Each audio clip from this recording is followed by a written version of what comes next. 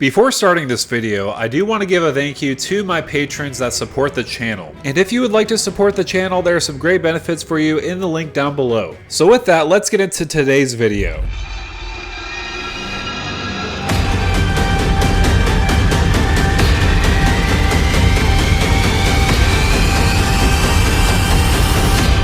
Hey, what's going on YouTube? This is Devin coming back at you with another video today on Pub Stomp MTG. So I'm absolutely excited to talk about this new deck that's coming out of Lost Caverns of Ixalan set. So this is the Veloci-ramp-tor deck. So obviously, as you can tell, this is a dinosaur themed deck, which I'm very excited to talk about. There's a lot of cool things in this deck, whether you're talking about the reprinted cards or the new cards. Also, later on in the video, I'm going to discuss some cards you may want to consider putting in the new deck, because I feel like there is some tweaking that you can do. I mean, it's just all my personal preference. If you just want to play the Precon straight out of the box, you totally can. I feel like this is the type of Precon where you could do so, and it's very powerful. Also, there are two commanders in this deck. So the front-facing commander is Plantza, Sun Favored. I probably butchered that name, but for 2 red, green, and a white, we have a legendary creature dinosaur. Whenever it or another dinosaur enters the battlefield under your control, you may discover X, where X is that creature's toughness. Do this only once each turn. So basically, what Discover is, it's a new key mechanic that's in the new Lost Caverns of Ixalan set.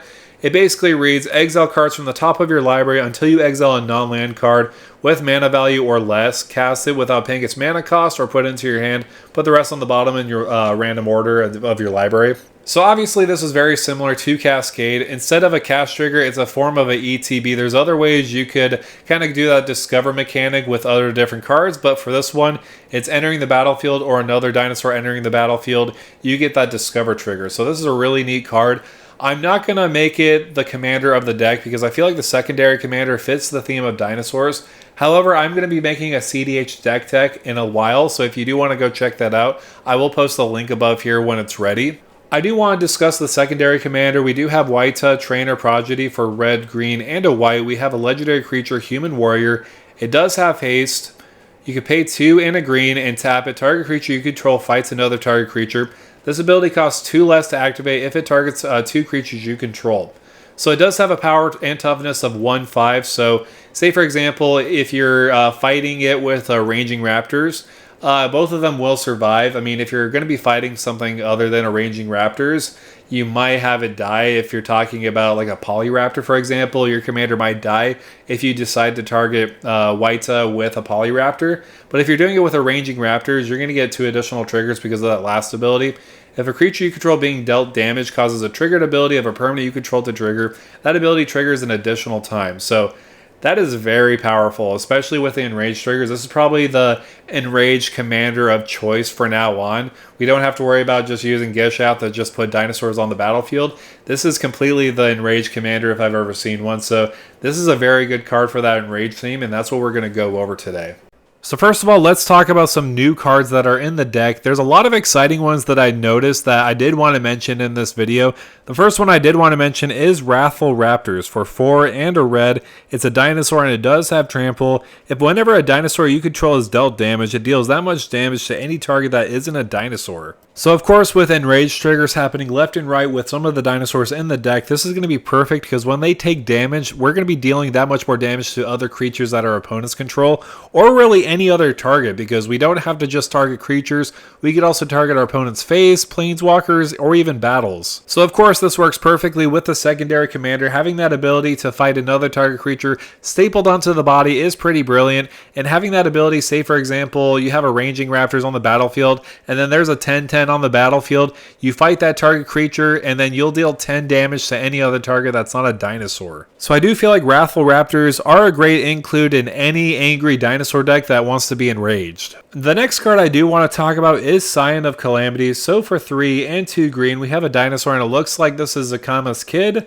It does have Myriad, so whenever it deals combat damage to a player, destroy target artifact or enchantment that player controls. So of course, this is a 3-headed dinosaur, so with that Myriad ability, you're attacking one opponent and you're making 2 other heads attacking the other opponents. And in the process, if they don't have any blockers, you get to destroy their best artifact or enchantment. So I feel like this is a really great removal option as far as enchantments and artifacts go. Another fun, new, and exciting card I do want to talk about with you is Sunfrill Imitators. So for 2 and a green, it's a dinosaur. Whenever it attacks, you may have it become a copy of another target dinosaur you control, except it has the name Sunfrill Imitator and it has this ability. So what I do like about this is the fact that it does get around the legendary rule, because say for example you have a Zacama Primal Calamity on the battlefield and then you attack with this and then it becomes a copy of Zacama.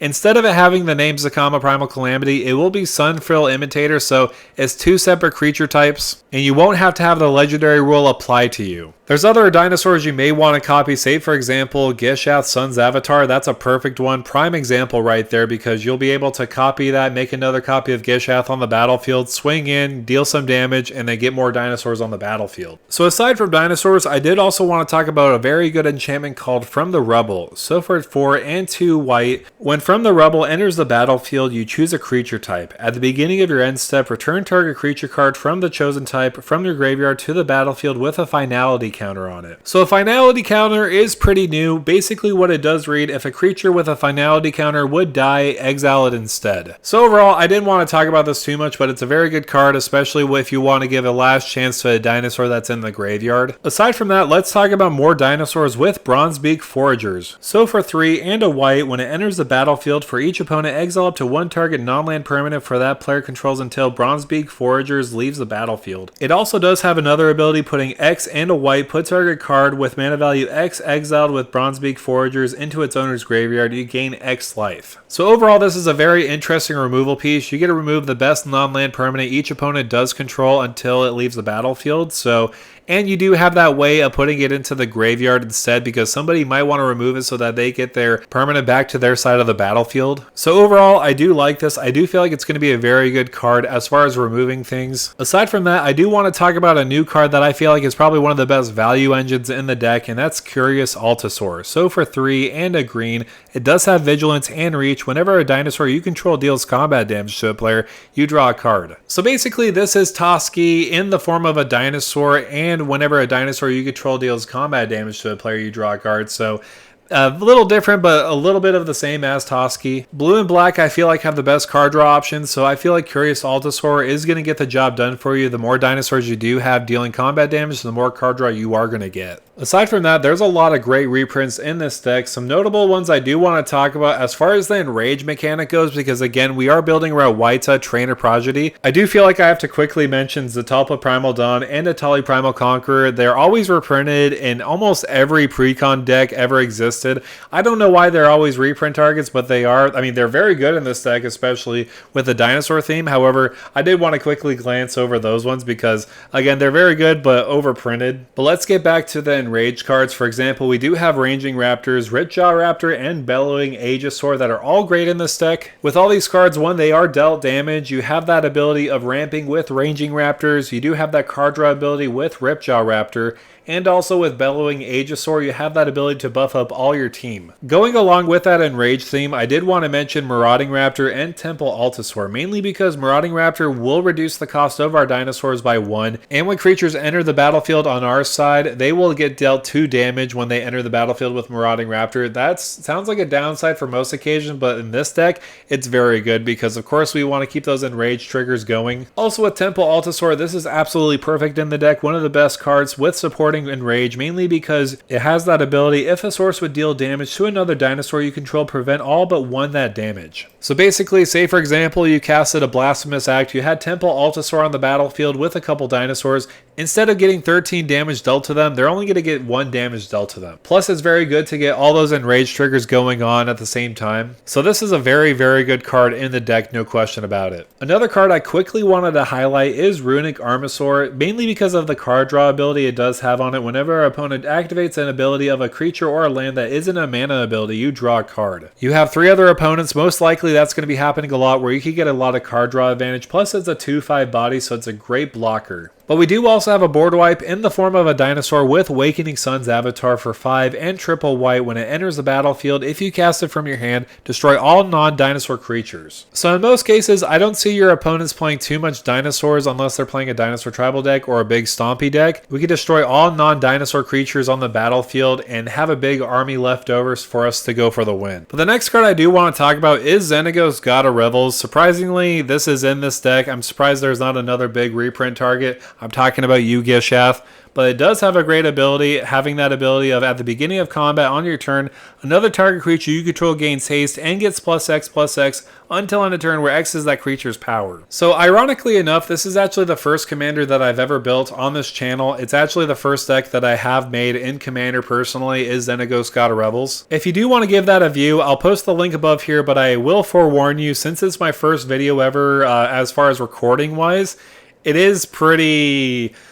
yeah, it's interesting. I mean, if you want to go check it out, more than welcome to, but just a fair warning, it is pretty cringy. Aside from that, the last reprint I do want to talk about with you is Zacama Primal Calamity. I mean, this would have been a very good reprint if it wasn't just reprinted in Commander Masters. Aside from that, this commander does it all. When it enters the battlefield, it'll untap all lands you control as long as you casted it. It does have that ability to deal 3 damage to target creature, or destroy target artifact or enchantment, or gain 3 life. So I feel like Zacama fits this theme perfectly of Enrage because it has that first ability of paying 2 and a red by dealing 3 damage to target creature. So that's any creature on the battlefield, whether it's our own creature or another creature an opponent controls. But the way I want to do this is the fact of using it so I could ping my own creature. Say for example, I have a Ripjaw Raptor and Zacama on the battlefield. I could deal 3 damage to that Ripjaw Raptor so I could draw a card. That's just a little example I could think of. There's a lot of other ones that could happen in the possibility when you're playing a game. So Zacama is a very good reprint in this deck, especially with the utility of Enrage. Speaking of which, I do want to talk about cards that I would add to this deck, mainly because we're trying to go towards that Enrage theme a little bit further. There are some cards that I do want to mention that will support your game plan even further. So the first card I do want to mention synergizes with our commander so much. It's Cacophodon. I'm pretty sure I butchered that name.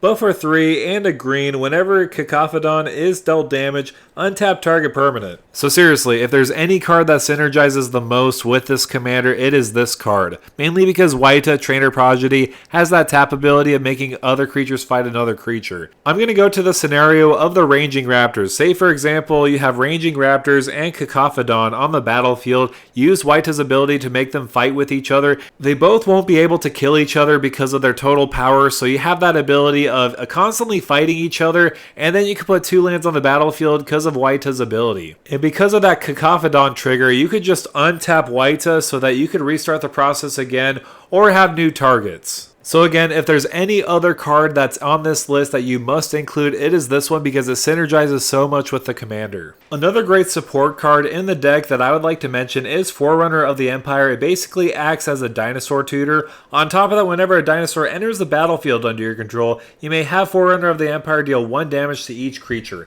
And yeah, that's right, each creature. So say for example, you have 3 cards that have Enrage on them. You could easily trigger all of those with this card specifically. I do want to mention 2 other cards, Siegehorn Ceratops and also Snapping Sailback. They have essentially that same ability of putting 1/1 counters on them when they're dealt damage. With a Ceratops, you can put 2 1/1 counters on it, so that's going to be extra deadly, especially the more damage you do to your dinosaurs. We do also have some pretty mean, and I mean nasty, Velociraptors like Needletooth Raptor and also Silverclad Ferocidons. The Needletooth Raptor basically acts as a good removal piece, dealing 5 damage to a target creature an opponent controls. And with Silverclad Ferocidons, making people sacrifice permanents is pretty brutal, especially the more triggers that do happen with it. Also with the next card, I was actually pretty shocked that this wasn't in there, and that's Trapjawed Tyrant. This is going to be a very good card in the deck because it acts as removal. Whenever it's dealt damage, exile target creature and opponent controls until it leaves the battlefield. So say for example, you keep getting damage dealt to it, you can remove up to like 5 creatures. I mean, you want to make sure you can protect Trapjaw Tyrant, mainly so your opponents don't get their creatures back. But again, this is a very good removal piece because not a lot of people will attack on you because, oh hey, I have a 5/5 blocker that will exile your target creature. A lot of people don't want to attack into that, trust me. So that is a very good pick. Another really good pick, and probably one of the best cards you could add into the deck, is Polyraptor. for 6 and 2 green. I know that seems like a lot of mana cost, but trust me, it is absolutely worth it. When it's dealt damage, create a token that's a copy of Polyraptor. So let's just say hypothetically, you have Polyraptor on the battlefield, then you deal a damage to it. You have 2 Polyraptors on the battlefield, then if you deal damage to both of them,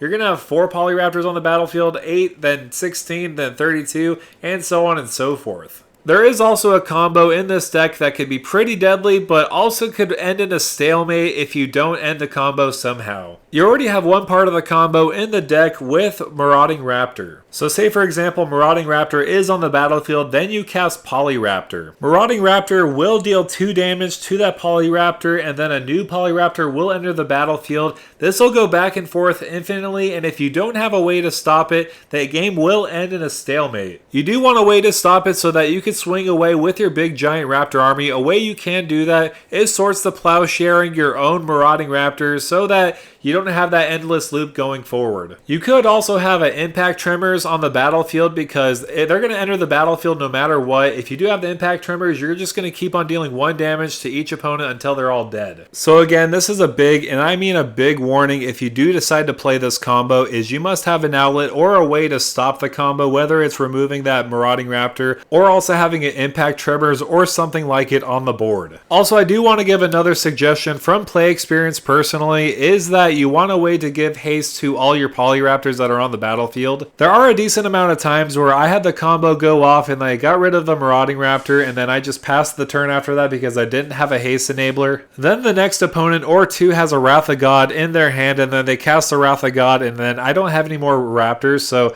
again, this is just another warning like the other one. Please have a haste enabler like Regisar Alpha so that you can swing away with your big giant dinosaur army. So those are my suggestions as far as replacements in the deck that I would consider putting in if you do want to go that full Enrage theme. I do have a full deck list down below on Moxfield. If you do want to go check that out, there's a lot of other cards that I did put in there that I didn't necessarily talk about in the video. There's also some cards that I did take out. Those cards are in the sideboard, so just in case if there's some other cards that you're thinking, wait, what should I take out? Those are some of the cards that I did put in, and that's in the sideboard. So with that said, I do feel like overall this is a very powerful Precon deck. I forgot to mention Akroma's Will at the beginning of the video talking about reprints, so that's another great reprint of the deck that's a good finisher. I just forgot to mention it. Aside from that, is there any other cards that I did miss in the video? Let me know down below in the comments. What are some other cards that you would put in this deck? Again, I do plan on making the front-facing commander in a CDH video. If you do want to go check that out, I'll post the link above here if it's posted. Also, make sure to like, share, and subscribe to the channel, and with that out of the way, thank you for stomping by.